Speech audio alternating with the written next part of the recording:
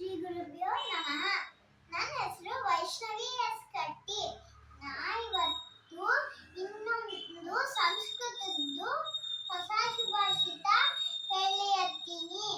ಹೋದ್ಸತಿ ನಾವು ವಿದ್ಯಾಮಾನದ ಬಗ್ಗೆ 3 ಸುಭಾಷಿತ ಕಲ್ತಿದ್ವಲ್ಲ, ಅದೇ ತರ ಇವಾಗ ಒಂದು ಸುಭಾಷಿತ ಕಲ್ಯಾಣ.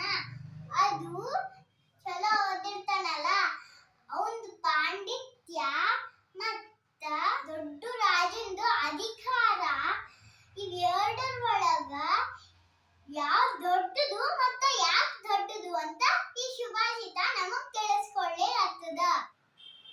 ವಿದ್ವತ್ವಂಚ ನೃಪತ್ವಂಚ ನೈವ ತುಲ್ಯಂ ಕದಾಚನ ಸ್ವದೇಶೇ ಪೂಜ್ಯತೆ ರಾಜ ವಿದ್ವಾನ್ ಸರ್ವತ್ರ ಪೂಜ್ಯತೆ. ಇದರ ಅರ್ಥ ಏನು ಅಂದ್ರ, ವಿದ್ವತ್ವ ಅಂದ್ರ ಪಾಂಡಿತ್ಯ,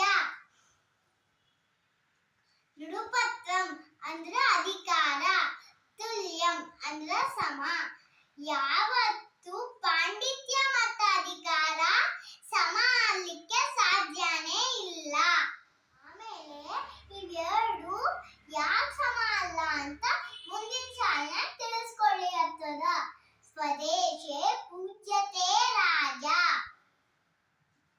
ಹಂಗಂದ್ರ ಇವಾಗ ಒಂದು ಊರಿಗೆ ದೇಶಕ್ಕೆ ಒಬ್ಬ ರಾಜ ಇರ್ತಾನ.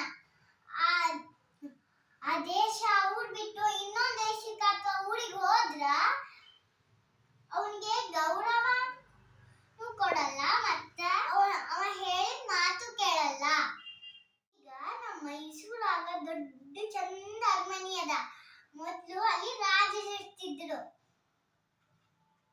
ಆಗ ಮೈಸೂರಿನ ಜನ ಮತ್ತೆ ಸುತ್ತಮುತ್ತಿನ ಜನ ಎಲ್ಲ ಹೇಳಿದ್ ಕೇಳ್ತಿದ್ರು, ಮತ್ತ ಅವನಿಗೆ ಗೌರವ ಕೊಡ್ತಿದ್ರು.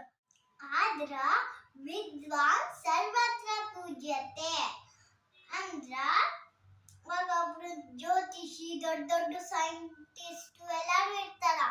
ಅವರು ಒಂದೂರಿಂದ ಇನ್ನೊಂದು ಊರಿಗೆ ಹೋದಾಗ ಅಲ್ಲಿರೋ ಜನಗಳೆಲ್ಲಾರು ಅವ್ರಿಗೆ ಗೌರವ ಕೊಡ್ತಾರ, ಮತ್ತ ನಮಗೂ ಒಂದ್ ಸ್ವಲ್ಪ ಹೇಳ್ರಿ ಅಂತ ಕಲಿಸ್ಕೊತಾರ.